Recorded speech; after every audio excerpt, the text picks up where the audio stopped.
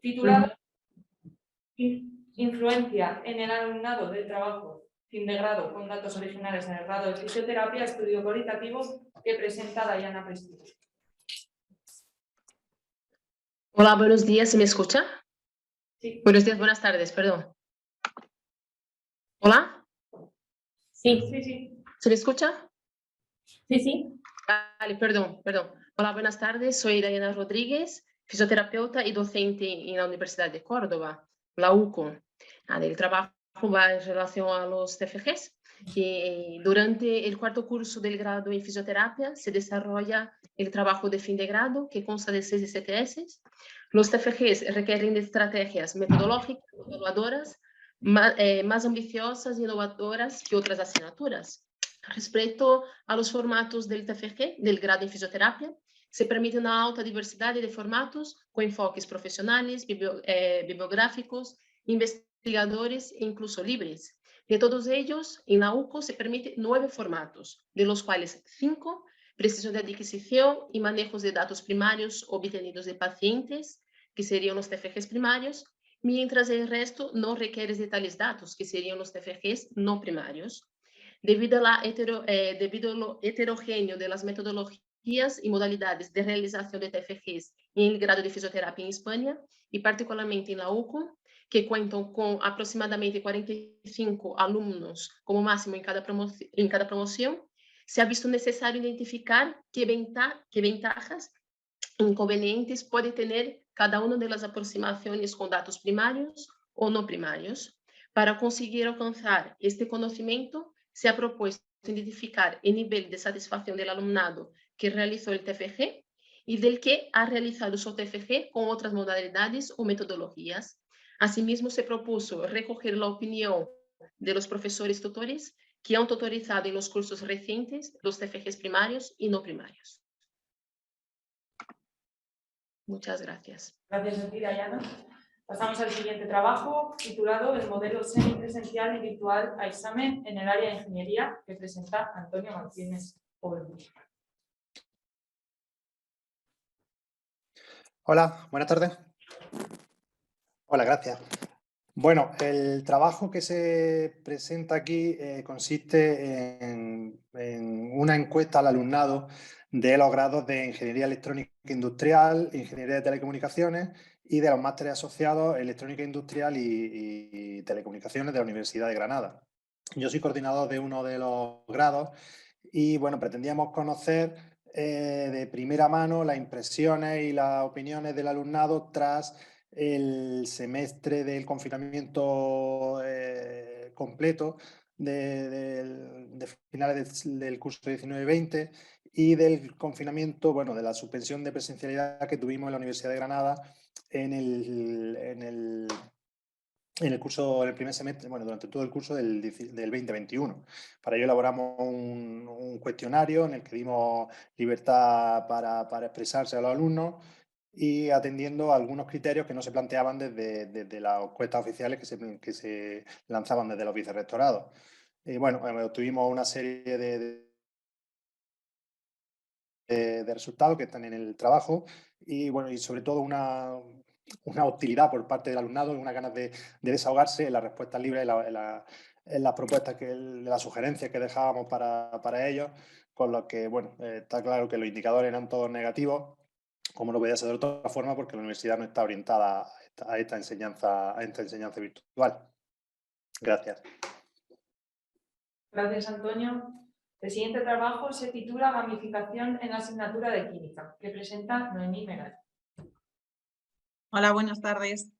Bueno, yo soy profesora de la Escuela Técnica Superior de Ingeniería y Diseño Industrial de la Universidad Politécnica de Madrid y el proyecto que llevamos a cabo fue probar el método de gamificación en la asignatura de Química para intentar motivar a los estudiantes. Es una asignatura que a veces se les vuelve un poco compleja, sobre todo en algunos de los grados, porque tenemos 5 grados diferentes y claro, pues desde ingeniería química, ingeniería mecánica, diseño industrial, bueno, entonces claro, a algunos les resulta más complicado de cursar. Entonces, el objetivo era meter la gamificación como una estrategia para motivar a los estudiantes, que siguieran la evaluación continua, que no abandonaran la asignatura y mejorar así el porcentaje de aprobados por evaluación continua. Si se probó en 2 de los grados donde se imparte química, el grado de ingeniería química y el grado de ingeniería electrónica, y la verdad es que los resultados pues, fueron dispares, porque mientras que en el grado de ingeniería electrónica sí que observamos un aumento significativo del porcentaje de aprobados en evaluación continua, en el grado de ingeniería química pues no observamos eso. Habría que continuar con el proyecto para ir viendo un poco cuáles son las motivaciones en función de los distintos grados. Lo que sí que, la conclusión a la que sí que llegamos es que introducir este tipo de innovación resultó muy positivo porque ellos sí que lo percibieron como algo bueno, les gustó y además sí que por las respuestas de las encuestas lo veían como algo que les motivaba a seguir la asignatura, no abandonarla, a seguir la evaluación continua. Pues eso es todo. Muchas gracias.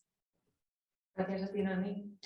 El siguiente trabajo se titula UMA Racing Team, una experiencia en participación en competiciones universitarias, que presenta Juan Jesús Castillo Aguilar.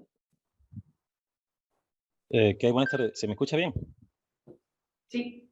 Sí, perdón, es que estaba en otra, me había confundido de enlace. Bueno, como ha dicho, soy Juan Jesús Castillo Aguilar, soy profesor del área de Ingeniería Mecánica de la Universidad de Málaga y en este trabajo pues presentamos nuestra experiencia como tutores del equipo UMA Racing Team. Este equipo está conformado por estudiantes universitarios y ha participado en varias ediciones de una competición interuniversitaria internacional centrada en el desarrollo, diseño y fabricación de un prototipo. Este tipo de competiciones está siendo muy potenciada en el ámbito universitario y así, por ejemplo, dentro de la ingeniería nos encontramos con competiciones en las que se debe desarrollar vehículos de competición, robots de rescate, vehículos solares o videojuegos, por ejemplo. En este caso, pues se trata del diseño de una motocicleta de competición y en este trabajo pues presentamos cómo se conforma el equipo, los recursos disponibles, la organización y otros aspectos relevantes al desarrollo del proyecto y que ha contribuido al mantenimiento de la actividad durante varias ediciones de la competición. Ya van más de 5 ediciones en las que hemos participado. Además, hemos incluido desde nuestro punto de vista cómo esta actividad potencia habilidades, capacidades o conocimientos que la experiencia nos confirma que favorecen claramente la empleabilidad de los estudiantes. A modo de ejemplo, pues entre ellas destacamos la mejora de la capacidad de comunicación, el trabajo del grupo y, por ejemplo, muy importante para nosotros, el fomento de la iniciativa y la innovación. También se ha incluido una comparativa con indicadores de empleabilidad que publica la Escuela de Ingeniería Industriales de Málaga, donde se desarrolla esta actividad, confirmando la mejor y más rápida incorporación al mercado laboral de los estudiantes que han participado en esta actividad. De media, estos estudiantes tienen una incorporación, el 80% de los estudiantes tardan menos de un año en alcanzar su primer empleo. Y eso está 30 puntos por encima de la media de los estudiantes que salen de la Escuela de Ingeniería de la Universidad de Málaga. Bueno, esto es básicamente sobre lo que versa esta presentación y bueno, espero que les haya gustado la presentación que hicimos en vídeo y estamos abiertos a las preguntas pues, que consideren oportunas. Muchas gracias. Gracias, Juan Jesús. El siguiente trabajo es Ecuaciones diferenciales con aula invertida y COVID, por Leonardo Fernández Jamil. Muchas gracias. Bueno, como supongo que habéis visto el vídeo, lo que versa es sobre una experiencia ya que estaba madura de ecuaciones diferenciales con la metodología docente de aula invertida, que chocó evidentemente con la pandemia. Seguimos dando clase presencial, pero las cosas que yo hacía en la parte de aula, que era poner a trabajar a la gente en grupo o individualmente, yo moviéndome por los pasillos, echándoles una mano, pues evidentemente era inviable con equipos de protección o con mascarilla, con lo que fuera. Entonces hubo que darle una pensada a todo esto y cambiar un poquito la metodología. Entonces, antiguamente lo que hacíamos era, proponía a los alumnos cada semana que vieran unos vídeos realizados por nosotros antes de la clase, a una actividad que enlazara la parte presencial con la no presencial, y en clase los ponía a trabajar y al final resolvíamos los problemas en la pizarra. Entonces, esto evidentemente ya digo que era inviable. Entonces, este curso pasado, la solución a la que llegamos es mantener el aula invertida, mantener la evaluación continua y lo único que es un poquito retorcido, mover toda la parte de trabajo individual o en grupo, moverlo también a la parte no presencial de la metodología de aula invertida.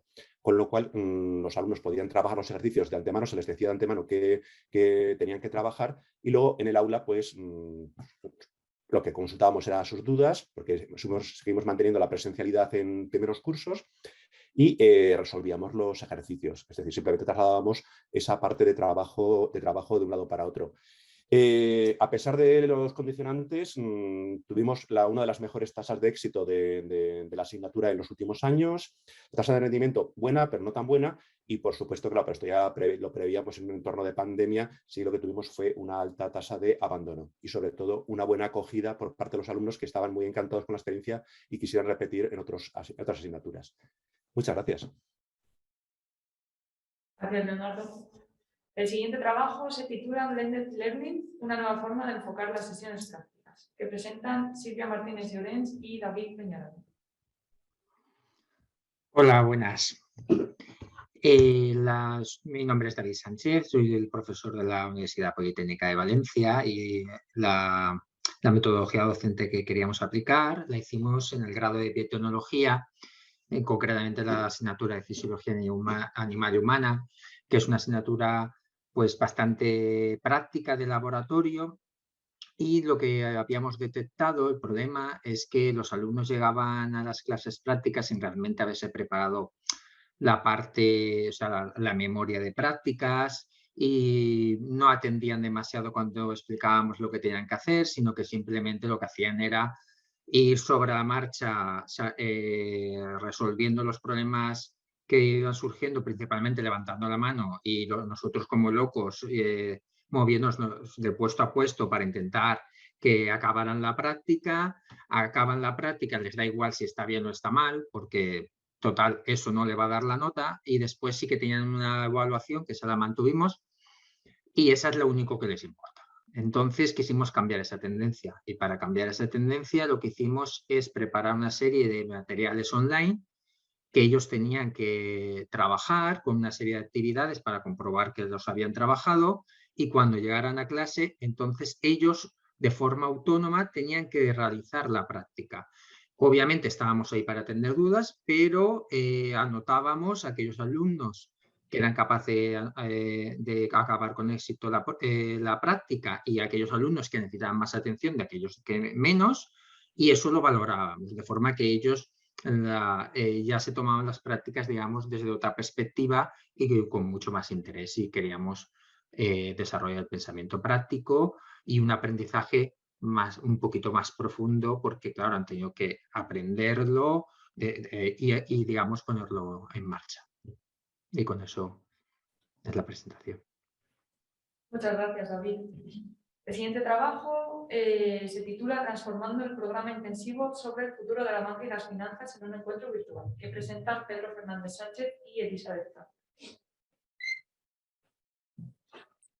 Pues buenas tardes, somos Elizabeth Frank y Pedro Fernández de la Facultad de Ciencias Económicas y Empresariales de la Universidad San Pablo CEU de Madrid.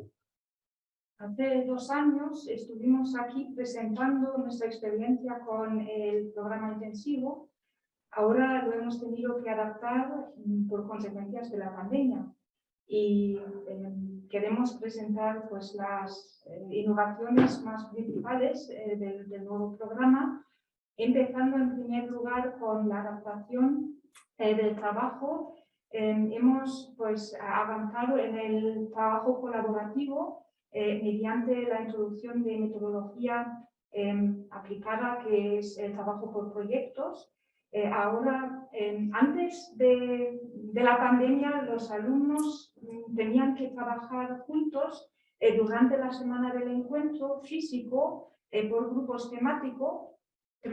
Esto ahora pues, se ha cambiado. Ahora ese trabajo pues, se hace antes de la semana del encuentro. Lo realmente novedoso es que durante la semana del encuentro, que este año ha sido no presencial sino online, por forma digital, los alumnos pues, tenían que hacer ese trabajo por equipos antes, y durante la semana del encuentro también, por una parte, pues, unimos los grupos temáticos, los emparejamos, y los alumnos tenían pues, que elaborar una adenda al trabajo inicial, resaltando los puntos en común entre los trabajos. Todo ello ha sido posible gracias a la utilización del entorno de Teams. Anteriormente, como decía Elizabeth, esperábamos al encuentro para que trabajaran de manera colaborativa. Ahora, previamente, lo han estado haciendo a través de Teams. hemos realizado reuniones con ellos, han podido probar los archivos, realizar los cambios adecuados y durante la semana del encuentro han seguido trabajando colaborativamente y hemos además utilizado Teams para hacer una sala de escape, un escape room, clases magistrales, etc. Muchísimas gracias. Gracias. Pasamos al siguiente trabajo. Análisis de trayectorias de estudiantes y egresadas de nivel posgrado en México. Retos y oportunidades en el marco de la emergencia sanitaria por COVID-19 que presenta Natalie Vázquez Montes. Sí, buenos días aquí en Ciudad de México. Mi nombre es Fernando Vázquez Torres. Soy docente del Instituto Politécnico Nacional y haré una breve descripción de este proyecto. Análisis de trayectorias de estudiantes y egresados de nivel posgrado en México, retos y oportunidades en el marco de la emergencia sanitaria por COVID-19. El objetivo general es identificar los retos y las oportunidades de la educación superior en México, específicamente a nivel de posgrado ante la emergencia sanitaria de COVID-19, a partir de la interpretación y reconocimiento de las perspectivas de estudiantes y egresadas de posgrado en dichos programas de formación. Uno de los objetivos específicos es identificar los principales factores que intervienen en el análisis y construcción de trayectorias de estudiantes y egresadas de posgrado, considerando un mapeo de dichas trayectorias a través de un análisis cuantitativo enfocado en definir la influencia de las desigualdades económicas y sociales de los participantes en México. Se desarrolló una metodología de investigación de campo a través de encuestas dirigidas a estudiantes y egresados de nivel posgrado en México, integrando métodos cuantitativos y cualitativos para dar respuesta a las preguntas de nuestro trabajo de investigación, que son: ¿cómo incide la pandemia por COVID-19 y la pospandemia en la formación, movilidad académica nacional e internacional y su inserción laboral de dichos egresados? Y la siguiente pregunta de investigación: ¿cuáles son los retos y las oportunidades de los nuevos investigadores ante el escenario actual de pospandemia? Los resultados que obtuvimos fueron: para la fase de piloto, será necesario hacer adecuaciones a la encuesta y su próxima aplicación a nivel nacional. Se deben agregar referencias socioeconómicas de las y los participantes y condiciones específicas de etapas de desempleo durante su trayectoria profesional. Además, es posible profundizar en los aspectos positivos que la emergencia sanitaria pudo generar en los procesos de enseñanza-aprendizaje en las que estuvieron inmersas. Y por último, un análisis comparativo y detallado desde la perspectiva de género permitirá definir las diferentes condiciones de las y los investigadores y las propuestas pertinentes de acuerdo con su género. Muchas gracias. Gracias, Fernando. El siguiente trabajo se titula Docencia en la asignatura Interacción persona-ordenador en tiempos de pandemia, una experiencia con Microsoft Teams, que presenta mi compañera. ¿Ya? Muchas gracias, Andrea. Bueno, pues este trabajo se ha desarrollado dentro de la Universidad de Salamanca, dentro de la asignatura Interacción persona-ordenador. Lo que ocurre ha sido una transición desde el abordar la transformación de la asignatura en el momento que nos confinan. Es una asignatura en la que tenemos principalmente aprendizaje basado en proyectos, de tal forma que a lo largo del curso se desarrollan pequeños proyectos en cada una de las sesiones de prácticas y luego además a lo largo de toda la asignatura desarrollan un proyecto general. Entonces, es una asignatura que tiene una alta carga práctica y además una alta interacción con el alumnado. Lo cual durante la pandemia, durante el confinamiento, fue muy difícil de manejar porque a pesar de que no realizábamos sesiones síncronas constantemente, lo teníamos todo integrado en el campus virtual, teníamos una gran demanda de tutorías. Entonces, para paliar esta demanda y poder gestionarla adecuadamente, incorporamos Microsoft Teams. En ese momento lo que hicimos fue crear unos canales básicos para la asignatura, donde íbamos agrupando las dudas en función de los temas. ¿Qué ocurre? Bueno, pues que funcionó bien, incluso hicimos algunas de las actividades no solo a través de videoconferencias, sino también utilizando Teams como herramienta de interacción.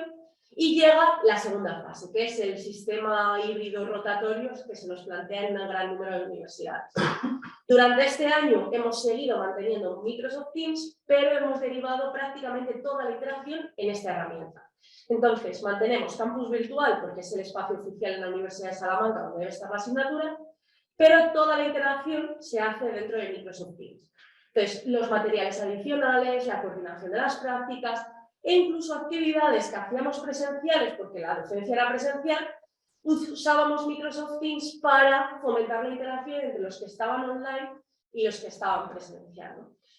Hemos mejorado ya a cabo, hemos mejorado muchísimo la interacción con el alumnado, interactúan ya con nosotros de una manera más natural y bueno, se ha mejorado muchísimo más las tutorías haciendo un enfoque más asíncrono y más cosas en el vídeo y en el Facebook. Gracias, Alicia. Pasamos al siguiente trabajo, análisis de la ansiedad matemática en futuros emprendedores, que presenta Mónica Maldonado. Hola, buenas tardes. Mi nombre es Mónica Maldonado y junto con mi compañero Víctor Sotomayor somos profesores de análisis económico, yo, y de matemáticas, Víctor, del Centro Universitario EDEM, de un centro adscrito de la Universidad de Valencia. El proyecto que hemos presentado está un poco basado en la idea de que nuestros estudiantes, en general, estudiantes de ADE y estudiantes de ingeniería y gestión empresarial, percibíamos que los resultados que tenían en matemáticas, tanto en las propias asignaturas como en las asignaturas de teoría económica en las que tenemos que relacionar los conceptos con las de ingeniería, tenían muchísimos problemas. Nos resultaba dificilísimo hacernos con ellos, por decirlo así. El trabajo, básicamente, lo que hemos hecho es, por un lado, presentar varias actividades y varias estrategias pedagógicas. De hecho, hemos explicado 3 de las que utilizamos, que son cursos de nivelación previos a los comienzos de curso, una estrategia de aprendizaje basado en problemas, muy amplia, basada en una colaboración de empresa real, y una actividad que hacemos conjunta, hacemos clases conjuntas de matemáticas y economía. Este ha sido el primer objetivo del trabajo, presentar estas, describirlas, y luego se nos planteó la necesidad de medir realmente si estos estudiantes mejoraban, a través de los años habían mejorado algo en el concepto de ansiedad matemática. Es decir, si tenían menos ansiedad ante las matemáticas, ante los exámenes. En fin, hemos medido varias dimensiones de ese concepto y parece, nos faltan datos, nos faltan muchas encuestas por hacer y continuar, pero parece ser que sí, que trabajar con ellos desde otras perspectivas y con otras estrategias sí que les mejora. Y un poco esto es todo. Gracias. Gracias, Mónica. El siguiente trabajo se titula Aseguramiento de la calidad de la enseñanza en el contexto de una educación a distancia de emergencia, que presenta Mariano Sánchez Cruz. Buenas tardes allá en Madrid, saludos desde México, aquí en la Universidad Popular Autónoma del Estado de Puebla, universidad privada. Tenemos aproximadamente 17,000 estudiantes, tanto de pregrado como de posgrado. Compartirles que, como muchas instituciones educativas, pues a partir de la pandemia tuvimos que, por supuesto, establecer los protocolos sanitarios, pero también desde la vicerrectoría establecimos un plan de continuidad académica. Teníamos ya experiencia en el tema de enseñanza en línea con una plataforma, con Blackboard. Sin embargo, entre las acciones que se tomaron fue fortalecer con herramientas tecnológicas para asegurar esta enseñanza en línea. Nuestra principal preocupación durante este proceso era o es y ha sido el tema de asegurar la calidad. ¿Cómo asegurar la calidad de la enseñanza en línea o la calidad de la enseñanza remota? Para lo cual construimos una encuesta para recabar la percepción de los estudiantes en cuanto a diferentes indicadores de calidad, como lo es el tema de la dinamización de las clases, el tema de la comprensión, por supuesto, y generación de aprendizajes, el tema del número de actividades que los profesores dejaban a sus estudiantes, y también algo que ayudó mucho en el proceso fue la incorporación de laboratorios virtuales para con la plataforma. ¿Qué encontramos? Nos encontramos con los resultados en cuanto a que, si bien es cierto, con esta encuesta construida con preguntas y con escala de Likert, En general, las percepciones de los estudiantes fueron buenas, estaban de acuerdo en cómo se desarrollaban las clases, estaban conformes inclusive con la manera y las metodologías activas que se incorporaron durante el proceso de enseñanza en línea. Y las dos grandes oportunidades fueron la necesidad de una mayor capacitación de los profesores para este tipo de enseñanza y también en la primera fase de la contingencia, los estudiantes percibían que había una asignación de una gran cantidad de tareas o de actividades para ellos. Entonces, me parece que esto pudo haber sucedido en muchas también universidades, ¿no? Que al principio los profesores, con la idea de asegurar la comprensión y los conocimientos, dejaban muchas actividades. ¿Qué se nos viene? Se nos viene ahora a explorar el tema del modelo híbrido, que ya estamos en ese modelo, pero en este mismo sentido, de seguir asegurando la calidad de la enseñanza. Pues muchas gracias. Gracias.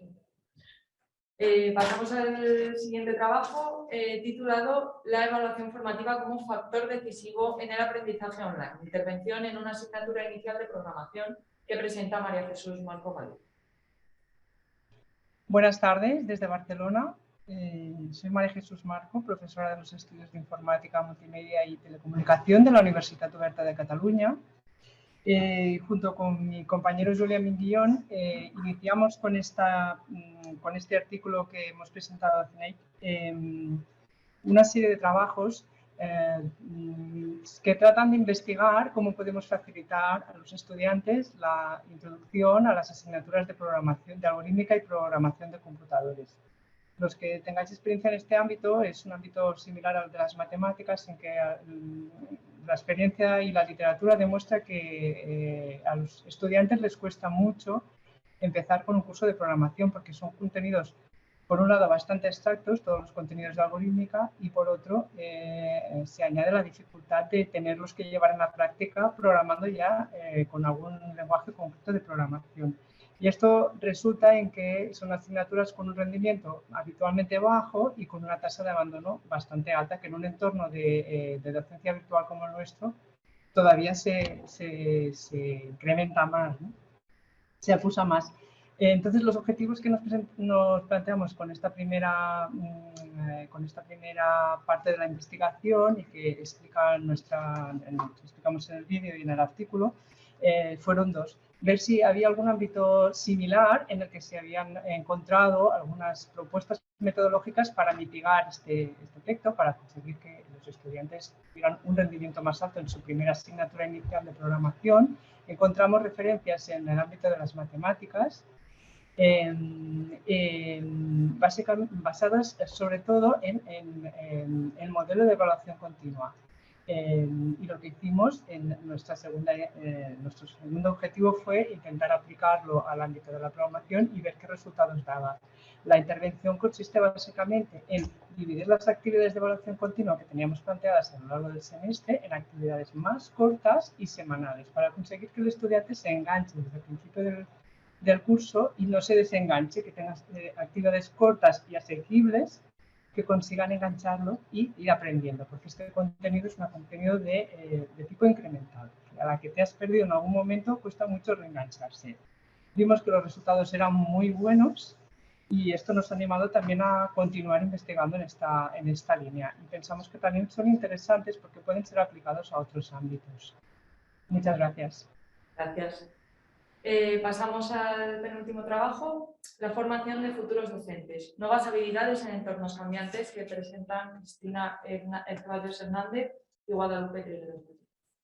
Hola a todos, buenas tardes. Somos Guadalupe Trigueros, Cristina Ceballos, profesora de la Universidad de Sevilla. No sabemos dónde mirar, pero no nos falta.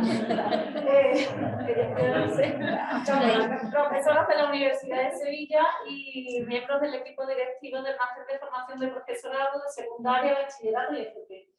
¿De qué trata nuestro trabajo? Bueno, pues nuestro trabajo supone básicamente una reflexión acerca de lo que es la formación inicial que deben recibir los profesores de secundaria, bachillerato y formación profesional, sobre todo teniendo en cuenta todos los acontecimientos acaecidos por la pandemia.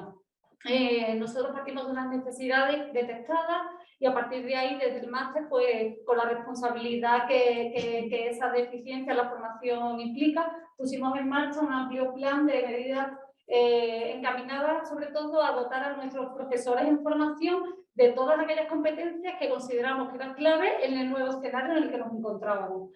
En el trabajo pues finalizamos midiendo la percepción de los profesores en formación para tener ese feedback, ¿no? Es evidente que el COVID pues, ha puesto en manifiesto ha puesto en crisis las habilidades formativas de los profesores de secundaria, bachillerato y FP, y a partir de ahí pues, se han detectado también una necesidad de una reflexión que hemos tenido que hacer desde los másteres de formación del profesorado de, bueno, dónde tenemos que mejorar y hacia dónde tenemos que ir. Y a partir de ahí, pues nosotros hemos puesto en marcha, como comento, un amplio plan, sobre todo encaminado a mejorar las habilidades digitales, las competencias digitales de los profesores, a mejorar todo lo que tiene que ver con el aprendizaje en entornos online y sobre todo mejorar también la orientación hacia la profesión docente. En el curso 19-20 y 20-21 se produjo además una aceleración en el proceso de incorporación de profesores recién salidos de nuestras universidades a los institutos y entonces nos encontrábamos que teníamos que trabajar en ese sentido. El plan que hemos puesto en marcha es un plan muy amplio y en muy poco periodo, en un breve periodo de tiempo, básicamente centrado en 3 pilares, lo que era trabajar las herramientas de comunicación online y presencial con los profesores, trabajar todo lo que era la formación en herramientas digitales, en Microsoft Teams, en Moodle y en herramientas de Google Suite, y por otro lado trabajar la orientación hacia la profesión docente. Y en el trabajo, con el paper y en la presentación, se recoge todo el plan y la percepción y la satisfacción que nos ha producido por el feedback que hemos recibido de los centros de secundaria. Muchas gracias. Gracias a vosotros. Y bueno, finalizamos con el último paper de esta sesión, que es análisis del desempeño académico de estudiantes de una institución de educación superior en Ecuador, antes y durante la pandemia, que presenta Tarquino Sánchez. Bien, buenas tardes a todos. Mi nombre es Tarquino Sánchez, soy profesor de la Facultad de Ingeniería Eléctrica Electrónica de la Politécnica Nacional de Quito. Se hizo un trabajo con el propósito de medir cuál era el impacto que tenían los estudiantes en el proceso de cambiar de una modalidad presencial. La Politécnica Nacional de Quito es una universidad netamente de ingeniería. Tenemos carreras de ingeniería civil, química, mecánica, eléctrica, electrónica, y toda la vida hemos dado asignaturas en forma presencial. Además, teníamos por la naturaleza de la universidad, no se había dado asignaturas o carreras en forma virtual. Lo que se hizo es tomar una muestra de aquellos estudiantes que ingresaban a la universidad. Tenemos un curso previo solamente de matemáticas, física, química, geometría y también una asignatura sobre lenguaje y comunicación. Lo que se encontró es que durante los periodos presenciales frente al periodo de la pandemia es que el rendimiento académico de los estudiantes mejoraron, muy curioso, pero mejoró el rendimiento de los estudiantes en época de la pandemia. Eso no significa que hayan aprendido más. Creemos nosotros que más bien es el procedimiento, es el modelo que los estudiantes tienen al resolver sus pruebas, sus aportes, etc., a través de un modelo virtual, donde lo que han hecho los estudiantes, desde mi concepto personal, es más bien acostumbrarse a este modelo de aprender las preguntas y resolver a través de estas plataformas virtuales algo que no sucedía cuando tenían que hacerlo en papel y lápiz, ¿no es cierto?, resolver ejercicios más complejos, etcétera. Y ahí se ve claramente que el rendimiento académico de los estudiantes en la mayoría de asignaturas duras, por decir un término, física, química, mejoró, y en otras permaneció igual, como son la asignatura esta de expresión oral y escrita, ¿no? Entonces ahí el rendimiento quedó igual. Lo que se hizo es comparar las asignaturas en todo un curso y mirar el efecto. Muchas gracias. Gracias, bueno, pues ya hemos finalizado con lo que es la parte de presentación de trabajos, y ahora vamos a dar turno a un espacio de preguntas o debate. ¿Hay alguna pregunta? Tenemos por el chat una pregunta para Juan Jesús Castillo, de Noemí Merallo. ¿Cómo conseguís motivar a los grupos de estudiantes para que trabajen en las competiciones y que eso no se pierda cuando los estudiantes implicados se gradúan? Entonces, no sé si Juan Jesús, ¿quieres abrir micro? ¿Se me escucha ahora? Se te escucha, se te escucha. Sí, vale, muy bien, muchas gracias. Bueno, muchas gracias por la pregunta. A ver, la propia competición establece que los estudiantes tienen que estar matriculados en un grado máster para participar en la competición. Como la competición es a 2 años, normalmente uno de los requisitos de acceso es que no estén en el último año de estudio, o que no estén cercanos al último año de estudio, siempre que sea en máster. Los estudiantes de grado que tienen intención de seguir en el máster no tienen problema. Entonces, básicamente, no tenemos ese problema de que cuando los estudiantes terminan, básicamente es que casi todos terminan casi cuando termina la competición o poco tiempo después, porque hacen el trabajo fin de grado en muchos casos durante la competición. En cuanto a que no se pierda el conocimiento, eso sí que es una cosa, por ejemplo, muy importante en nuestro caso, y este año hemos implantado también diversos tipos de repositorios para que se vayan guardando todos los proyectos que se generan, toda la documentación, todos los contactos, para que eso no se pierda de una edición a otra. Y aún así, también es cierto que muchos estudiantes, aunque termine la competición e incluso aunque algunos de ellos estén trabajando, siguen teniendo en contacto con nosotros como tutores y con los nuevos estudiantes para transmitirles sus conocimientos, porque en este caso el ámbito de la competición y el motociclismo en particular es algo que cuando te gusta realmente pues te implicas fuertemente. Entonces haces que aunque hayas terminado los estudios, aunque hayas terminado tu participación en MotoStudent, sigas interesado en ese tema y sigas colaborando con los equipos. Muchas gracias. Gracias, Juan Jesús. ¿Alguna otra pregunta? Tanto aquí en presencial como en online. Hola, buenas tardes. Sí, ¿Hay una pregunta para mí? Sí, hay otra pregunta para María Jesús, que la había hecho yo para no olvidarme. La pregunta es, ¿qué tipo de motivación habéis ofrecido al alumnado para que vaya realizando las prácticas, las actividades de manera semanal? Pues si habéis hecho entregas, si evaluáis, o cómo habéis paliado el tema de la motivación y que no copien las prácticas unos a otros. Gracias por la pregunta y por el interés.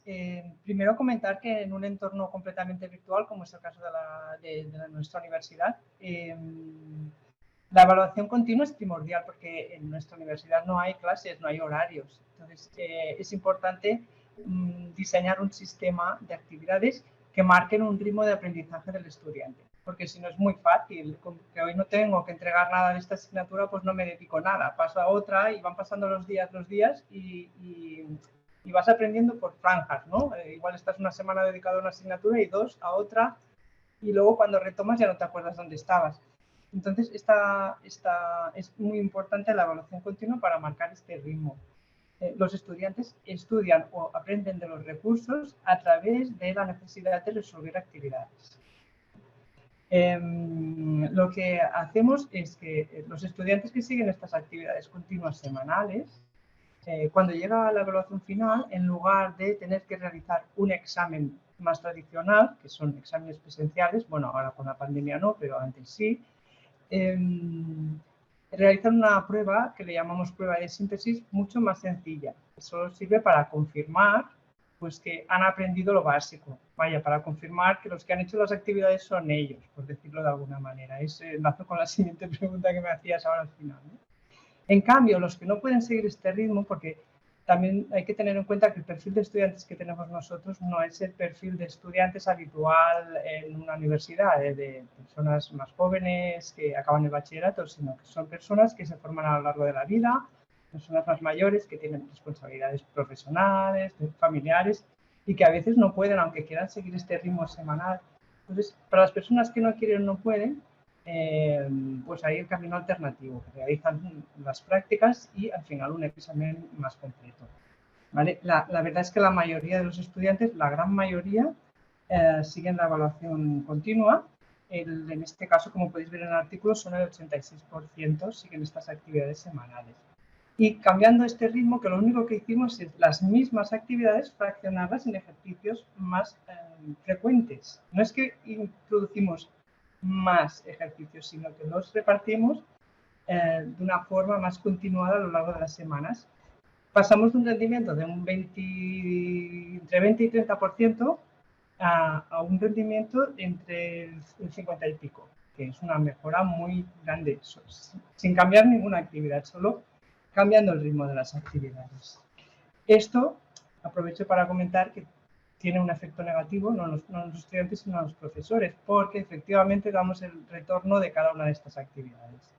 Que este es otro de los beneficios que obtienen, es el principal beneficio, porque claro, tú haces una actividad esta semana y cuando estás preparándola a la siguiente ya recibes un feedback de tu profesor que te dice qué has hecho mal, qué deberías hacer para mejorar, y este feedback lo puedes utilizar para la siguiente actividad, porque los contenidos de programación son incrementales. Todo lo que se hace en la primera se vuelve a hacer en la segunda, en la tercera, etcétera, ¿no? Entonces esto es un beneficio muy valuoso, pero también incrementa muchísimo la carga del profesorado. O sea, que conseguir el equilibrio nos está costando, la verdad. Preguntaba porque yo doy programación en primero y en segundo de carrera, pero tienes razón que el perfil de alumnado es diferente y nosotros, a pesar de hacer muchas actividades pequeñitas y dar feedback y la carga docente que eso implica, al final encontramos en muchos casos que copian, se acaban copiando de unos grupos de prácticas a otros las actividades que entregan. Entonces, aunque hacemos evaluación continua, pues llega un equilibrio en el que tienes que estar o usando comparadores de código, pero al final es entre grupos con profesores diferentes. Entonces, por eso te preguntaba, pero es verdad que el perfil del estudiantado seguramente influya mucho en que hagan ese tipo de prácticas. Es cierto, porque las personas adultas que estudian en la universidad lo hacen por un interés profesional o personal, bueno, ya entienden que copiando tampoco no van a ningún lado. Pero además es difícil detectarlo porque sistemas de detección de plagio en código son más difíciles de encontrar que no en actividades más de tipo textual, que sí que tenemos. Utilizamos correctores automáticos para facilitar parte del trabajo a los profesores, ¿no? Las pruebas de los programas, los casos de prueba están automatizados. Pero aún así es difícil, sobre todo si tienes diferentes aulas, como muy bien dices, poder detectar casos Al final saben que tienen un examen final, para la redundancia, y que si no han aprendido nada es muy fácil detectar a un estudiante que ha copiado las actividades, porque luego haciendo un pequeño, muy sencillo, ya se ve que no sabe por dónde va, ¿no? Pero sí que hay esta dificultad, ¿cierto? Gracias, María Jesús. A vosotros. ¿Hay alguna pregunta más? En el chat. Yo sí que quería hacer una pregunta para Mónica y Víctor, que es ¿cuál fue el origen de este estudio? Si detectasteis este problema en las ideas matemáticas, ¿ya lo teníais detectado de antes? ¿Si quisisteis seguir indagando? O... Sí, realmente ya al inicio de las clases, que nosotros nos damos clases primero, empezamos a detectar que muchas veces los conceptos que yo explicaba en clases de matemáticas, que después se usaban de aplicación en economía, ellos lo veían como compartimentos disjuntos, como no tuvieran nada que ver. Entonces empezamos a ver que tenían problemas para entender primero, luego que las pruebas de matemáticas les daban mucha ansiedad, siempre decían, quizás porque venían ya del instituto con problemas de es que yo esto no sé, me da bien, es que yo me da miedo cuando voy en examen. Entonces ya detectamos ahí que había un cierto porcentaje de los alumnos que venían con esa ansiedad antes de ponerse realmente a entender el temario que le estábamos dando. Entonces aprovechamos con esos cursos de nivelación, por ejemplo, para intentar nivelar, porque claro, viene gente del bachillerato de ciencias, gente del bachillerato de sociales, unos han visto derivados, otros no, alguien que de internet. Después también intentar mezclar los estudiantes reales con los de ingeniería para que entre ellos a ver si se compartir diferentes técnicas. Y sí que es verdad que aprovechamos con estas técnicas de para analizar si es verdad que esto está ayudando a disminuir los niveles. Pero claro, lo hemos estudiado este año. Lo suyo sería seguir estudiando a lo largo de los años conforme siguen estando en primero, segundo y tercero para ver cómo es la evolución a lo largo de los años. Muchas gracias, muy interesante. ¿Y habéis pensado usar el grupo de control? Pregunto. sea, No se lo veo. Sí, grupo de control, pero es que... Tengo sí, mis reticencias al grupo de control, por eso es pregunta. A ver, el problema es que ahora ya no tenemos, no podríamos encontrar el grupo de control, porque este año posiblemente será el último año que o sea, digamos que nuestro grupo de control, por decirlo así, sí que un poco sí, porque los que estaban en cuarto, lo que hicimos fue pasar las encuestas a todos los cursos, porque era la única manera de un poco tener control, o sea, un grupo de control o diferentes grupos que hubiesen estado sometidos a diferentes actividades. Los que estaban ahora en el curso basado en cuarto son los que menos actividades de las que habíamos planteado para solventar esto habían hecho. Y los de este año de primero habían hecho todas, les habíamos dado curso de nivelación, estábamos...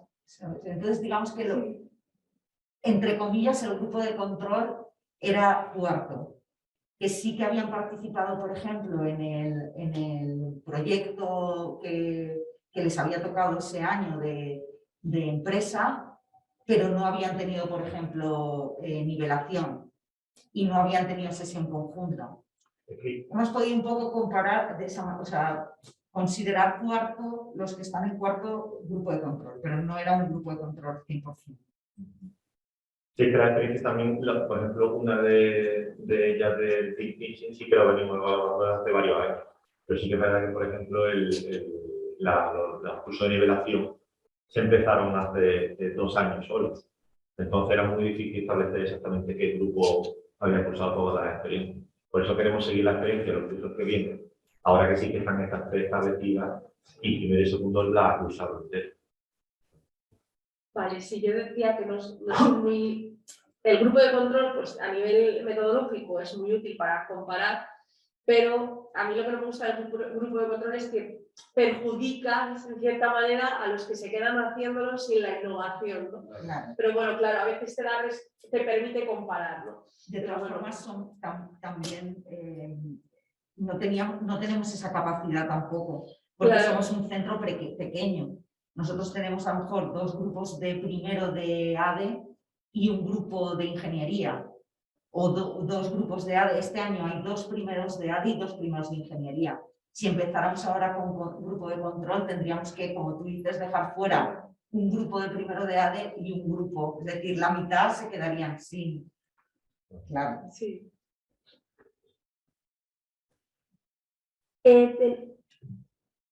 Tenemos pregunta... Vale, María Jesús quería comentar un par de aspectos sobre esta experiencia de la ansiedad y las matemáticas. María Jesús, abre micro.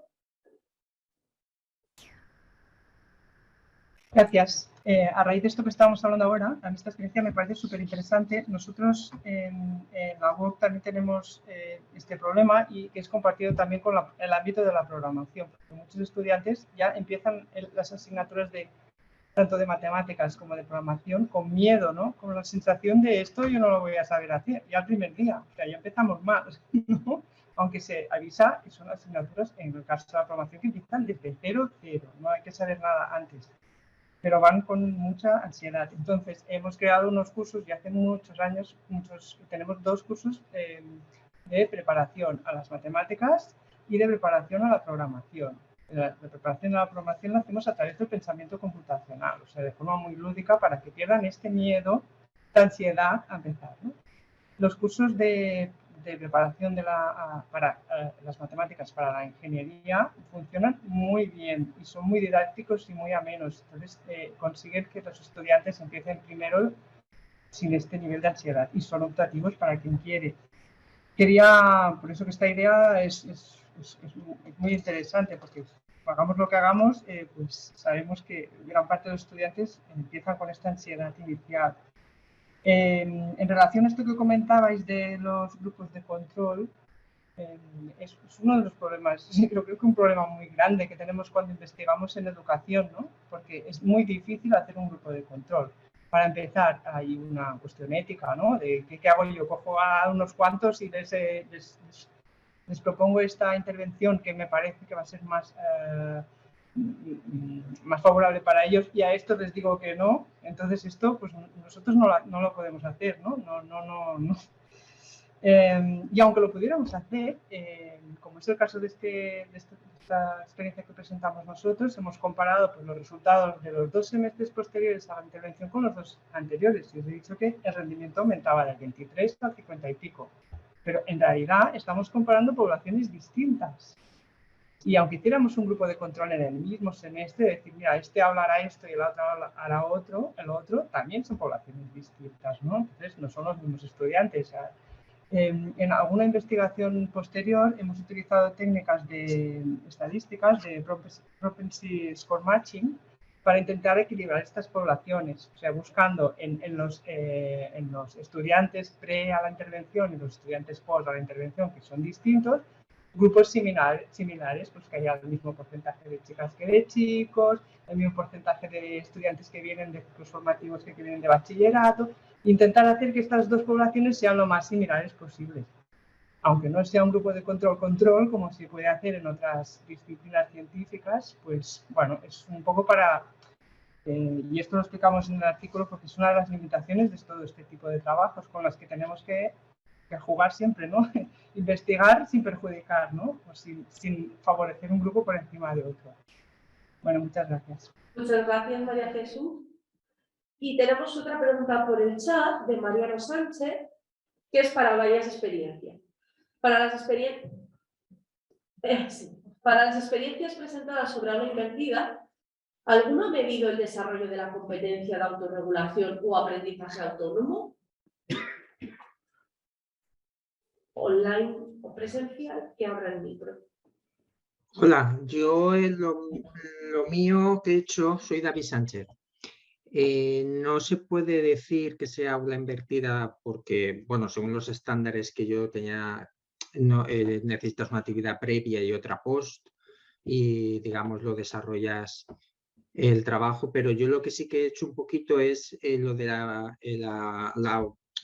es un poco relacionado con la autorregulación y el aprendizaje autónomo, que es el hecho de que ellos previamente, como tienen que trabajar la materia y después ellos tienen que ser ellos mismos los que tienen que desarrollarla, sí que lo evaluaba. Y ha habido un poco de todo, o sea, en ese sentido. Ha habido gente que casi todos lo tenían bastante preparado porque es un grado que necesita una nota bastante alta y los alumnos son estudiosos y sí que lo tenían preparado, pero sí que las primeras prácticas las puse las más sencillas y sí que vi que pues parecía que iban muy bien y que acababan todos con éxito y que parecía que sí que eran capaces de por sí solos desarrollar la práctica. Pero cuando empezaron a ser un poquito más complejas, era como si la metodología no funcionara y no funcionara. Tuve resultados un poquito peores en autonomía, pero porque es que la actividad era un poco más compleja y entonces ahí ya todo el mundo no era capaz de finalizarla por sí solo. Eso es lo único que yo he hecho así, un poquito en relación a la pregunta. Gracias, David. No sé si alguien más se anima a responder. Sí, yo también tengo una experiencia de aula invertida y en mi caso, como realmente esa aula invertida es mitad presencial, mitad no presencial, realmente el aprendizaje no es 100% autónomo, con lo cual, pues, la verdad que agradezco la pregunta, pero no me había planteado, porque realmente en el fondo no es aprendizaje autónomo, realmente es una docencia prácticamente presencial.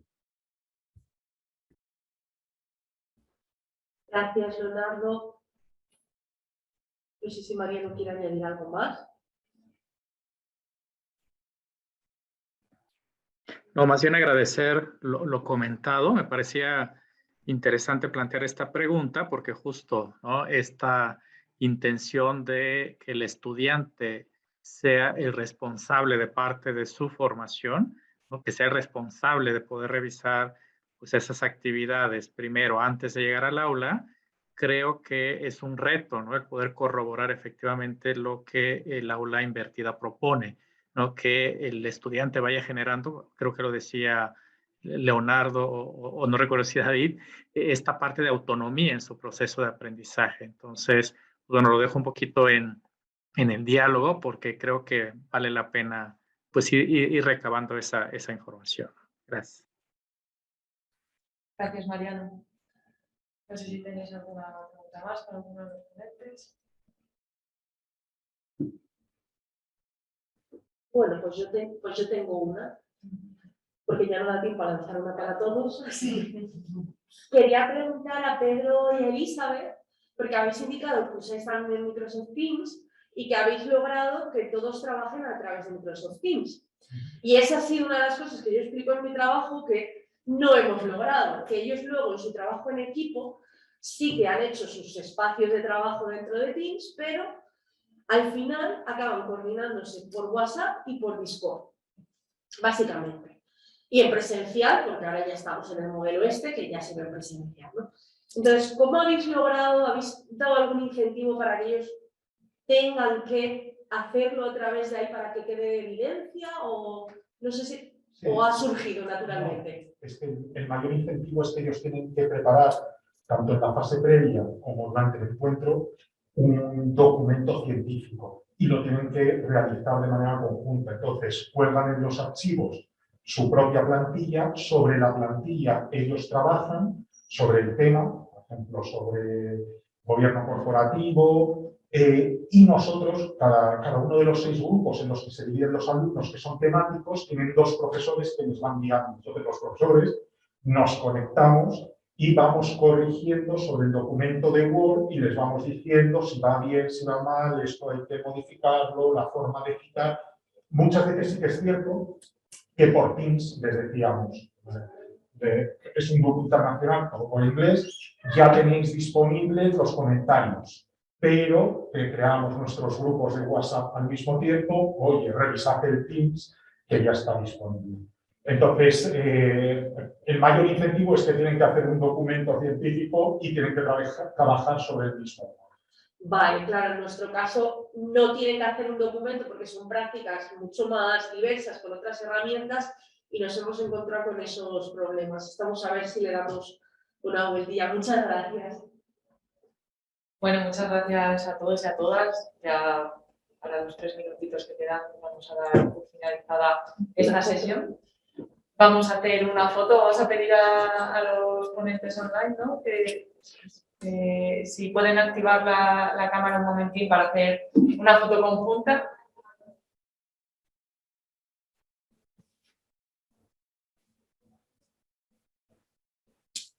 Si alguien no quiere enseñar el fondo de su casa o de su despacho, puede ponerse el fondo.